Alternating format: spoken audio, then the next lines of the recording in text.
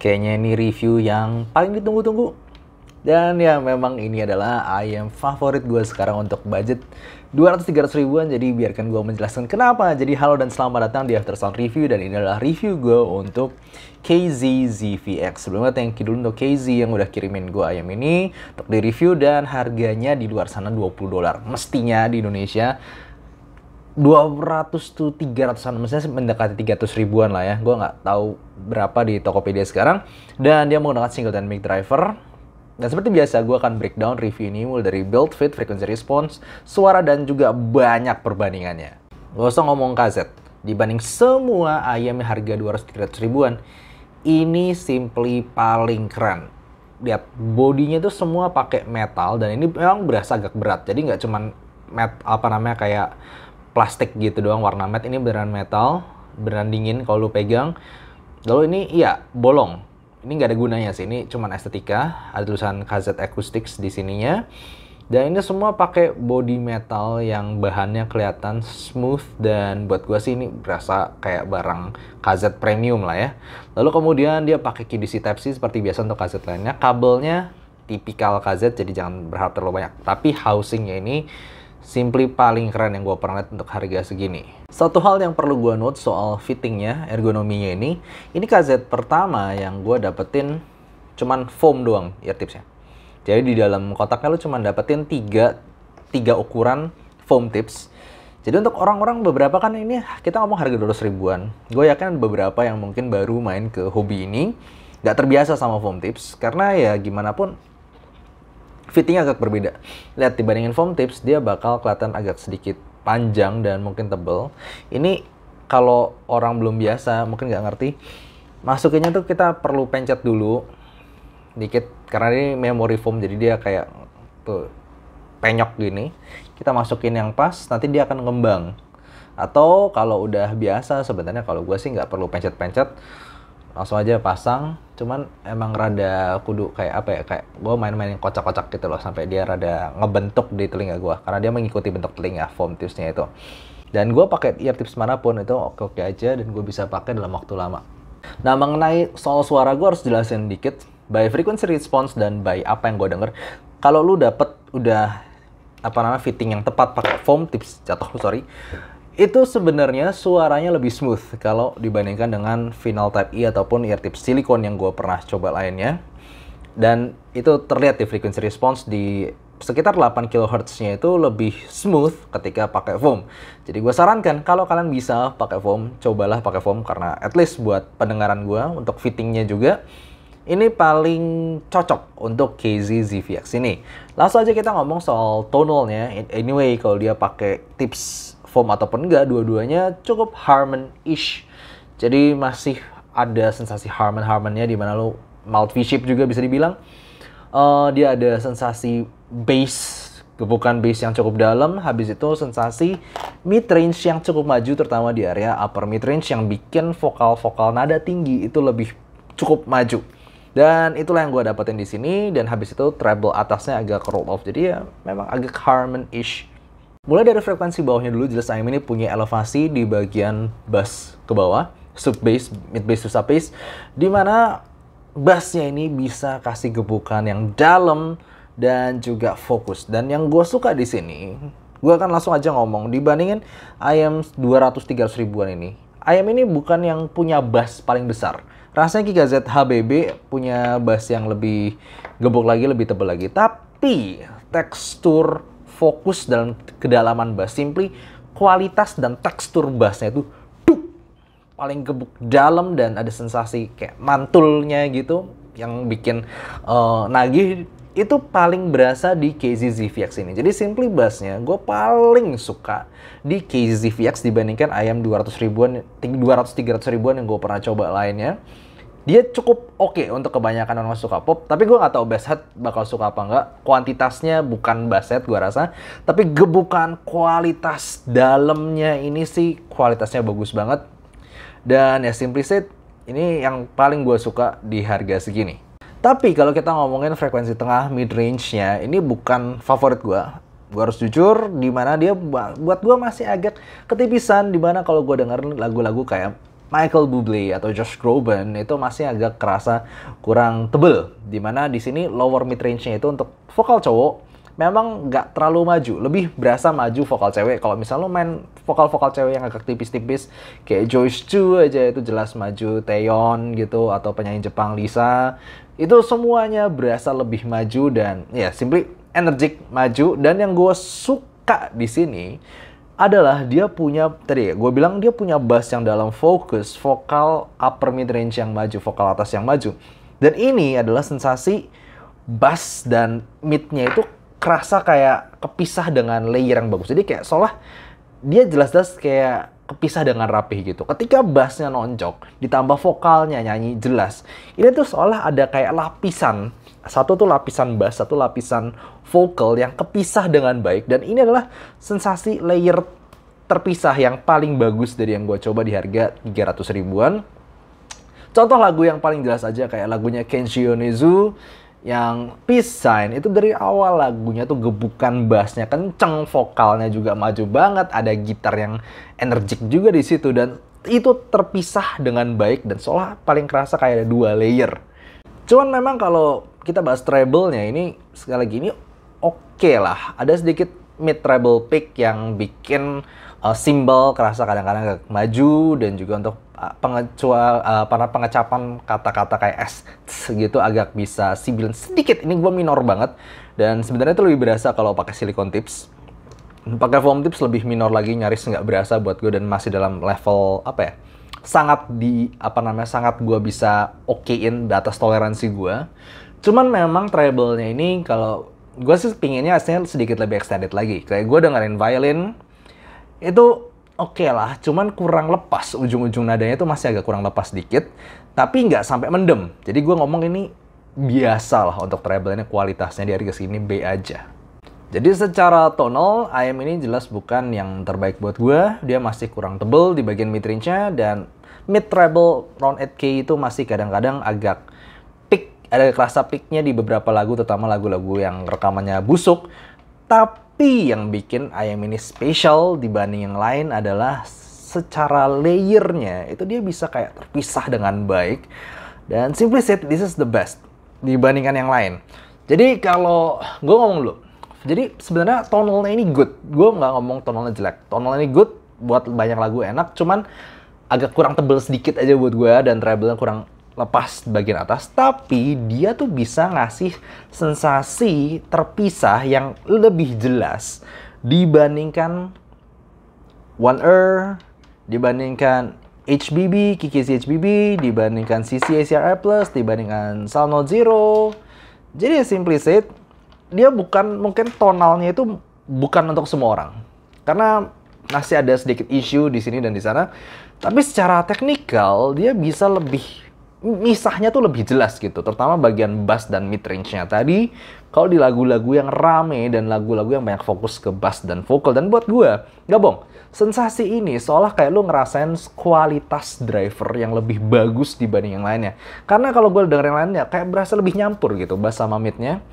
Kayak berada di satu dimensi atau satu layer yang sama, sementara di sini lebih kepisah. Dan buat itu spesial. Mirip kayak lu nyobain ayam yang simply kayak sensasi lu nyobain ayam yang lebih mahal kelasnya, walaupun tonalnya pun belum tentu selera lu, tapi lu ngerasa wah ini secara kualitas overall lebih bagus. Pengucapan vokal lebih berasa jelas, dan lebih berasa fokus juga bass dalamnya itu untuk si KZVX ini dibanding ayam di sekitarnya harganya. Cuma memang kalau kita ngomongin staging, B aja sih, nggak terlalu ya selevel yang lainnya.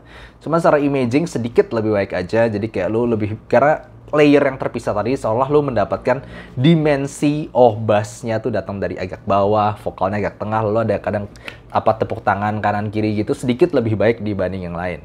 Yuk langsung aja dibandingkan sama salah satu crowd favorite di harga 230 ribuan, yaitu Tangsu One Er. Kalau luar sana kayak ini Tangsu One Er berapa? $15 ya. Ini $20, beda cuma $5 lah. Tangsu One Er buat gua sendiri masih lebih natural sebenarnya vokalnya. Vokal mid range-nya lebih tebel, lebih balance, dan treble pick-nya itu juga tidak lebih berasa dibandingkan KZVX. Ya simply said ini lebih kalem suaranya dan lebih tebel, lebih natural dibanding di bagian vokal terutama. Tapi lagu apapun yang gue coba di sini nggak bohong tentang Zuan Er, jadi berasa mix, lebih kayak nyampur sensasinya itu, nggak terlalu terpisah dengan baik seperti di KZ-ZVX, terutama di bagian bass dan midrange ketika lagunya tuh menggebu-gebu, bassnya main gebuk sampai dalam, ditambah vokalnya juga main kayak lagu tadi yang gue contohin Peace Sign Kenzu Yonezu itu jelas banget di situ. Ini lebih punya dimensi, lebih punya separasi antar instrumen dan vokal, itu jelas lebih baik. Dan karena itu, walaupun gue ngerasain lebih tipis, sedikit kurang natural, simply gue tetap lebih suka enjoy ini, karena nggak bohong berasa kayak level lebih tinggi aja secara kualitas teknikal, kualitas drivernya bahkan. Dibandingkan dengan KKZ HBB, ya simply said KKZ HBB ini lebih tebel suaranya, bassnya juga lebih gendut, lebih bisa buat basset gue rasa, tapi kualitas bassnya dan tekstur bassnya, getarnya, dalamnya, fokus duk gitu mukul. Kalau di KKZ-HBB mungkin lebih kayak gendut, kayak lu dipukul, bayangin kayak lu dipukul bantal sama kayak lu dipukul tonjokan tangan gini. Lebih fokus, lebih kayak duk, tengah dalam, duk gitu dalam. Jadi ya untuk kalian yang suka bass, mungkin ini bassnya tidak sebesar KKZ-HBB, tapi cobalah, karena secara gebukan bass kalau kalian dapat fitting yang tepat, simply buat gue ini yang terbaik KZ-ZVX ini. Dan vokalnya lebih lepas, lebih maju. Ya jujur sekali lagi lebih kasar KKZ-HBB smoother, tapi level clarity, detailnya, jelasnya kata-kata dan jelasnya nada bass itu jelas lebih berasa di KZ-ZVX ini. Bahkan ngelawan CCA-CRA Plus yang sebelumnya favorit gue di harga 200-300 ribuan, CCA-CRA Plus masih buat gue lumayan spesial karena dia punya treble extended tanpa nyakitin suaranya. Ya treble, kalau lu suka treble extension, CCA-CRA Plus masih lebih baik. Tapi sekali lagi, kalau kita ngomongin tekstur, lalu sensasi, misah layernya itu, ini tetap berasa kayak levelnya lebih tinggi dibandingin CCA-CRA Plus. Jadi ya bass, mid-range-nya, treble-nya itu kayak lebih punya ruangan masing-masing di KZ-ZVX ini dibandingkan si CCA-CRA Plus. Sampai gue bilang ya, sekarang favorit gue beralih jadi KZ-ZVX ini. Gimana kalau dibandingkan sekarang kita naik level? Kita naik level bandingin sama Keywords Cadenza. Nah, Keywords Cadenza itu kan harganya 400 ya, 400 ribuan lah. Udah lebih mahal, 400 500 lah, maksudnya dia $35. Nah, si Keywords Cadenza ini buat gue tetap di under 500 ribuan, kayaknya paling natural yang gue pernah denger. Gue tahu bisa buat beberapa orang agak boring, karena nggak terlalu fun, dia nggak terlalu wah gitu, nggak ada sensasi wah dari Keywords Cadenza, tapi natural banget vokalnya, mid range balancingnya, habis itu bassnya lu tetap dapet juga, treble-nya juga smooth. Kalau dibandingin KZ-ZVX, stagingnya sedikit lebih megah di Keywords Cadenza, tapi ZVX sekali lagi berhasil untuk memisahkan bass dan mid range-nya lebih baik. Sampai Keywords Cadenza, kalau gue nggak tahu nih harga dua-duanya, gue tetap bakal tebak KZ-ZVX punya kualitas driver lebih baik dibandingkan Keywords Cadenza. Walaupun memang lebih agak nyerang, lebih agak tipis, lebih sedikit agak kasar, tapi gue harus jujur, gue enjoy KZ-ZVX. Nah, gimana sekarang dibandingkan Tin C2? Nah, kalau dibandingin Tin C2 ini, Tin C2, gue ngerasa Tin C2 ini bisa lebih detail, teknikalnya bisa berasa ketika lagunya punya banyak micro details di upper treble. Karena treble extensionnya jelas lebih baik di Tin C2 ini dan bassnya lebih cepet. Jadi kalau lo ngerasain mungkin lagu-lagu rock atau lagu-lagu yang simply punya ya tadi gue bilang detail-detail di level upper treble itu lebih berasa di sini. Tapi kalau lagunya ngebass, lagunya EDM mungkin atau lagunya mengedepankan vokal dan bass, tetap fokusnya itu lebih berasa di KZ-ZVX. Jadi dua-duanya bagus di harganya, tinggal tergantung pilihan lagunya buat gue. Cuman kalau lu tanya gue masih condong lebih suka Tin C2 ini. Cuman gue simply lebih sering pakai KZ-ZVX untuk harganya simply karena fitting. Tapi fitting itu sangat subjektif. Jadi suara doang sebenarnya gue masih lebih suka Tin C2 ini karena treble-nya kalau di sini kan kayak apa ya, agak kasar, habis itu rolled off, jadi nggak terlalu detail atasnya, tapi sempat agak kasar dikit. Kalau di sini lebih lepas, simply treble-nya tuh kayak nggak ditahan kalau dibandingkan si KZ-ZVX ini. Dan gue udah cerita beberapa kali, secara subjektif, secara selera gue sendiri, gue suka treble. That's why kalau gue pilih suara doang, ini.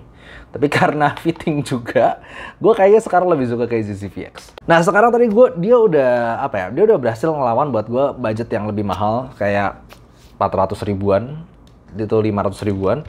Tapi apakah dia mencapai level KKZ HBB Khan? Jawabannya adalah jelas tidak ternyata. Karena KKZ HBB Khan, sekali lagi, KKZ HBB Khan ini hati-hati untuk kalian yang pakai HP doang, karena kemungkinan besar nggak kuat drive-nya ini. Jelas dia lebih susah di drive dibandingkan KZZ-VX. Cuman kalau lu punya device yang udah bisa proper driving this KKZ HBB Khan, buat gue jelas secara layer, separasi, overall detailnya lebih naik lagi levelnya dari KZ-VX di KKZ HBB Khan ini. Jadi KKZ HBB Khan jelas tetap punya worth di harganya dan jelas melebihi di secara sound quality definitely better than si KZZ-VX. Buat gue treble-nya lebih halus, vokalnya lebih clear, lebih kepisah lagi sama subwoofer bassnya ya. Tuhan memang dia punya dua driver yang dedicated for bassnya sendiri. Ditambah staging dan imaging yang jelas lebih megah dibanding KZZ-VX. Langsung masuk kesimpulan aja. Ayam ini bukanlah yang tersmooth, bukanlah yang ternatural di harganya. Masih ada sedikit komplain gue. Sedikit terutama di upper mid range to treble-nya tadi. Jadi gue yakin tetap aja ada orang yang nggak terlalu suka sama ini. Sedikit kasarnya itu masih ada, ditambah lagi foam tipsnya ini yang gue nggak yakin semua orang bisa make di awal. Cuman kalau lu tanya gue gitu, sekarang apa yang paling gue suka di budget 200-300 ribuan? Ya, KZZ-VX ini walaupun dengan segala kekurangannya, buat gue secara kualitas driver seolah dia simply paling bagus dibanding yang lain yang gue pernah review dan gue pernah coba. Jadi gitu aja untuk review kali ini. Thank you for watching. Ini adalah overall rank gue untuk tonal dan overall untuk teknikalnya. Dan kalau kalian mau lihat update-nya, tentunya rank ini bisa berubah-berubah tergantung dengan kemajuan teknologi atau kemajuan driver dan tahun. Bisa lihat di deskripsi di bawah, dan juga untuk measurement gue di aftersound.squeak.link untuk kalian banding-bandingkan sendiri mungkin secara measurementnya seperti apa dibanding yang lain. Jadi gitu aja, semoga kalian suka review dan perbandingan banyak ini. Thank you for watching, see you next time, bye bye.